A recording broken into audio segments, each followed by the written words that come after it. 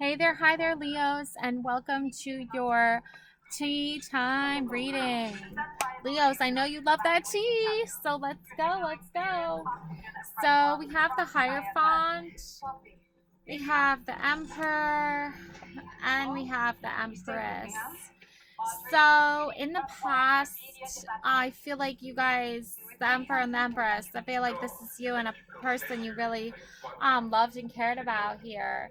Um, so I feel like you really did like share a lot of common interests. The Hierophant card, like religion, spirituality, just belief system, values, all of that. I feel like you both like in the beginning shared a lot in common, but I feel like ever since then, the Emperor and the Empress, I feel like you guys have distanced yourselves from each other, like emotionally. So it's left some interesting tea here. Yeah, High Priestess and Hierophant. So you both are not on like the same spiritual wavelengths. You're not both on the same emotional wavelengths, and you're not like in tune with each other. Wow, another major arcana, the Magician and the Seven of Pentacles. So your values have shifted, I feel like. I feel like you went from like believing in the same beliefs to thinking everything was going to work out, like spiritually, religiously, whatever it is. It was all going to work out exactly the way you wanted it to. The High Priestess card is like an indicator that not everything is going to work out the way we want it to. And yeah, it's okay to try to blend two opposite energies, masculine, feminine, yin yang energies together. It's cool to do that, and theoretically that makes sense, and that's what religion teaches us: man and woman belong together. But when the two are not operating on the same frequencies, and when one masculine energy is very set in their ways and one feminine energy is set in her ways, the energies do not align.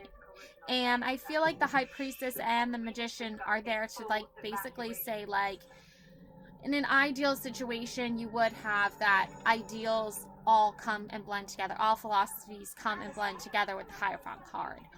But unfortunately, that's just not the case, because the High Priestess is a very intuitive person, very intuitive when it comes to emotions. So there's the black and the white, right? There's the right and the wrong, but there's that in between. And that's doing what's right for yourself.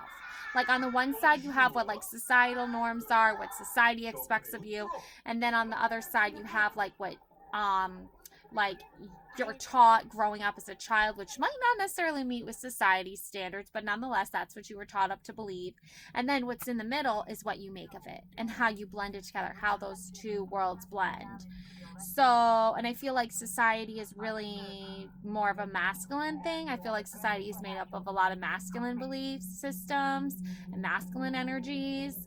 And I feel like what you learn at home is how the feminine energy interprets that masculine energy, and then that in turn comes up with your own interpretation. And I feel like the Empress and the Emperor, so I feel like maybe you went through a divorce, maybe you went through a breakup, you went through a separation with this man and woman here, and the woman is like very like, I'm set in my ways, and the man is very like, I'm set in my ways. And the Magician and is like, well, there's all these tools that we can use, right, to help keep order, help keep the chaos away, right? But it doesn't always work that way. So you have to keep working at it. And if you don't want to work at it anymore, Seven of Pentacles, you don't want to work at it anymore. You're on your own journey now. You're working on your own thing, your own individual thing, and you're not working together as a team anymore. So your goals have shifted, your perspective has changed, and now you're taking in consideration what that means to go through that period of separation or that divorce or that breakup.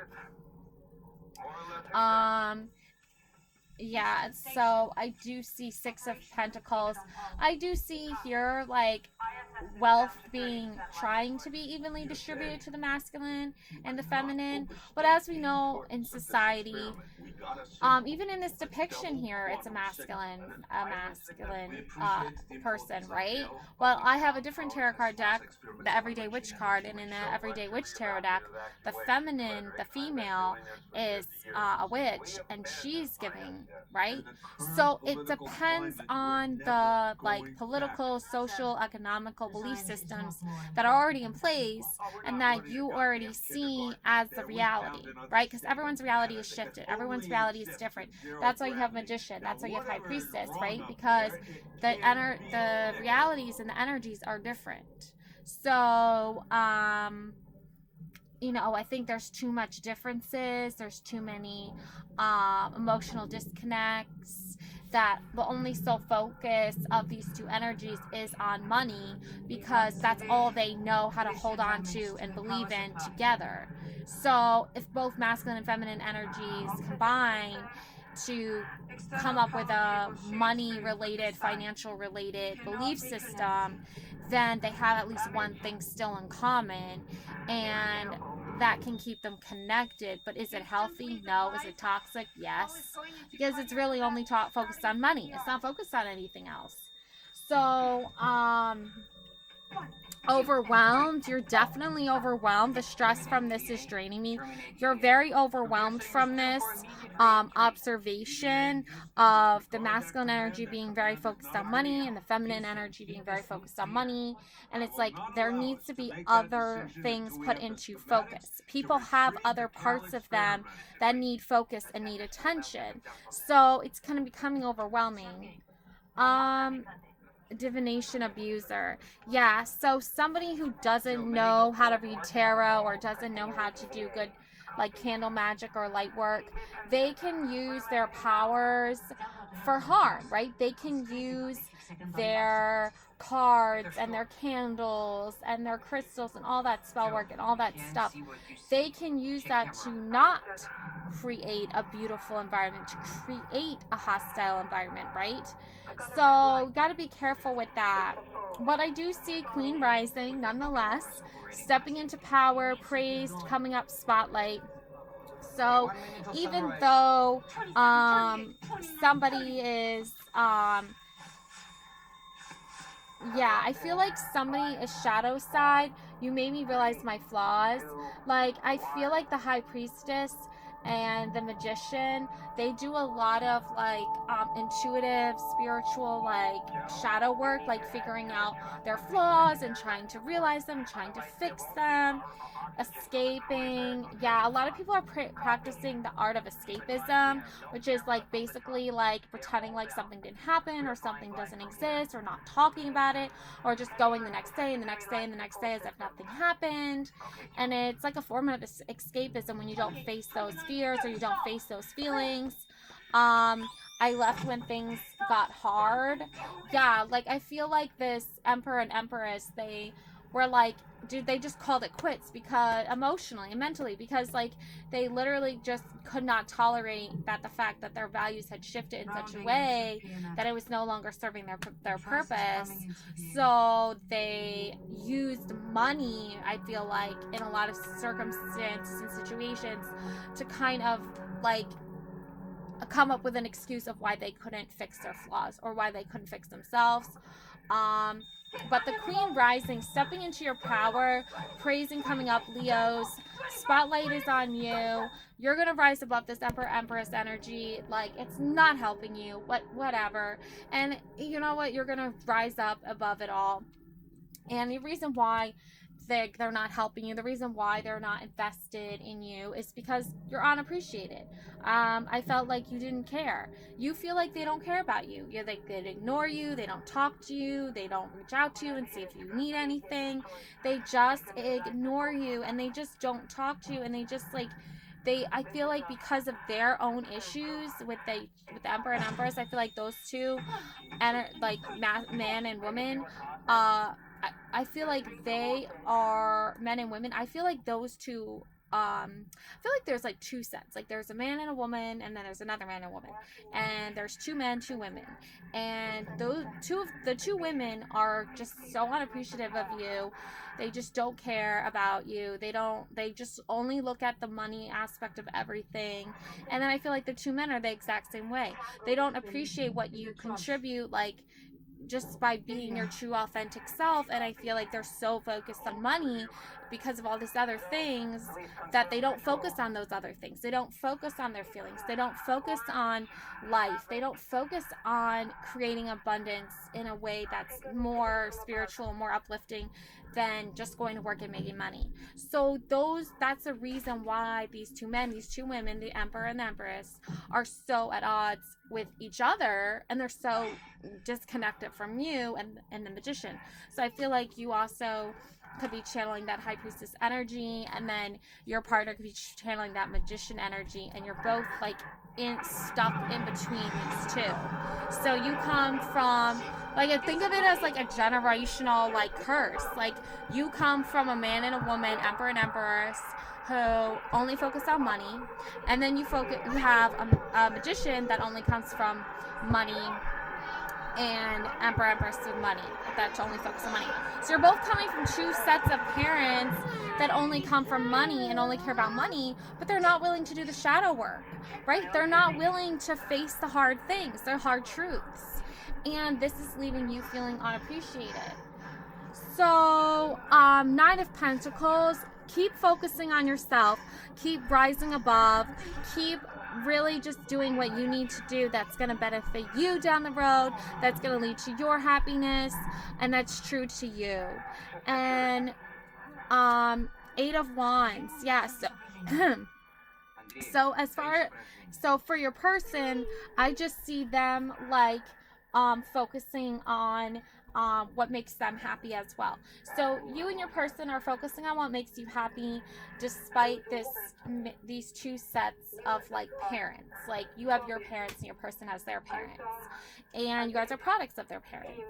But your parents like try to create you in a way that's like they're not benefiting you really, and they're telling you that you need to benefit them some way, and that's just twisted and backwards, right? We don't have our children so that they can benefit us. We have our children so we can benefit them, and we can live a life with them and create them and beautiful and have wonderful life with them and watch them grow up and support them and love them. It's like having like a piece of your soul outside your body that you want to like nurture and grow to keep surviving, right? It's carrying on your loving soul, and then they carry on their loving soul, and it goes and goes, and that's what stops generational curses. That's what breaks the karmic cycle of bad toxic family groups and trees, lines, bloodlines, right? So your person is hard at work trying to break their family dynamics of like that generational curses, and then you're trying very hard to break yours. So that's going to lead to the Two of Swords. That's going to lead to that like swords crossing together and kind of like the blindfold over your eyes. Like don't look at the parents, your parents. Don't look at your partner's parents. Don't look at either one of those as examples of people who are going to be good and supportive and positive, because they're not going to be. They're really not. They do not contribute anything other than the fact that they only solely think about finances. And they don't care about the emotional support. They don't, and maybe not necessarily they don't care, but like they just don't know how. And they don't want to change. So just don't even waste your time or energy with that. Instead, focus on your bloodline and where you want to go, and your partner where they want to go, and cross that bloodline together, form that bond together, and move towards your path of unity and your own family tree and your own bloodline and your own life. Okay? And I do think that there was a death recently, and this is a form of escape for people. Like I feel like they can use this death as an excuse to not change, or they can use this death as an excuse to like not connect emotionally with themselves or emotionally with others. That's not going to change. So just let them do that and let them be disconnected from their higher self and their higher purpose, and just let them deal with it on their own. Seven of Pentacles, you know, really just channel into that like energy of light and energy of love. Focus in on your projects, on your goals. And the Ten of Wands, focusing on happiness and creating happiness and abundance and beautiful dreams coming true and manifestation of those dreams, and putting that into action, putting those words into action, and putting out that consideration that, like, I've seen how my parents do things and how really toxic and really horrible people they are, and I've seen how, like, the other group of parents are, and the other couple is, and both have issues with emotional intelligence, both have issues with processing things in healthy ways and practicing doing something healthy with their lives and taking care of themselves in healthy ways. So in reflection of that, I'm not going to do those things that they do because I see how unhappy they are and unfulfilled they are. Instead, I'm going to focus on what makes me happy and fulfilled, and that's following my dreams. And then your partner is obviously going to do the same thing too, because you both want the same goal, and you don't want this death to be in vain either. Like, I feel like you guys want to honor someone's life that was so close to yours in like a beautiful way, in a loving way, and not in such a negative way.